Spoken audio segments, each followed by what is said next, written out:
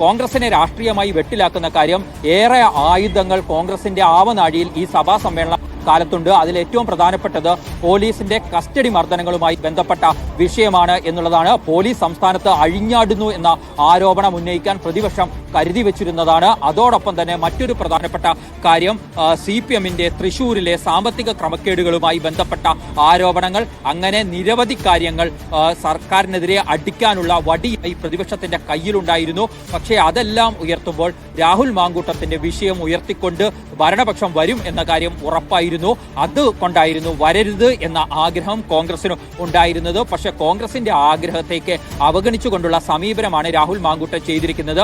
രാഹുൽ മാങ്കൂട്ടം നിയമസഭാ സമ്മേളനം തുടങ്ങുന്നതിന് മുന്നോടിയായി തന്നെ കോൺഗ്രസിലെ ഏറ്റവും പ്രധാനപ്പെട്ട നേതാക്കളുമായി ആശയവിനിമയം നടത്താൻ ചില ശ്രമങ്ങൾ നടത്തിയിരുന്നെങ്കിലും അത് പരാജയപ്പെടുകയായിരുന്നു. പ്രതിപക്ഷ നേതാവ് VD സതീശൻ അടക്കമുള്ളവർ രാഹുൽ മാങ്കൂട്ടത്തോട് സംസാരിക്കാനേ തയ്യാറായിരുന്നില്ല. ഒപ്പം അതിനുശേഷം കേരളത്തിന്റെ ചുമതലയുള്ള AICC ജനറൽ സെക്രട്ടറി ദീപാദാസ് മുൻഷിയെ നേരിൽ കണ്ട് കൂടിക്കാഴ്ച നടത്താനുള്ള ഒരു ശ്രമം കൂടി രാഹുൽ മാങ്കൂട്ടം നടത്തിയെങ്കിലും അതിനും സമയം അനുവദിക്കാൻ ദീപാദാസ് മുൻഷി തയ്യാറായിരുന്നില്ല. അങ്ങനെ രാഹുൽ മാങ്കൂട്ടത്തെ പൂർണ്ണമായും അവഗണിക്കുക എന്ന സമീപനമായിരുന്നു നേതൃത്വത്തിന്റെ ഭാഗത്തു നിന്നുണ്ടായിരുന്നത്. അതിനുകൂടിയുള്ള മറുപടിയാണ് നേതൃത്വത്തെ രാഷ്ട്രീയമായി പ്രതിരോധത്തിലാക്കിക്കൊണ്ട് നിയമസഭയിലേക്ക് വന്നുകൊണ്ട് രാഹുൽ മാങ്കൂട്ടം ഇപ്പോൾ തീർക്കുന്നത്. അജിം.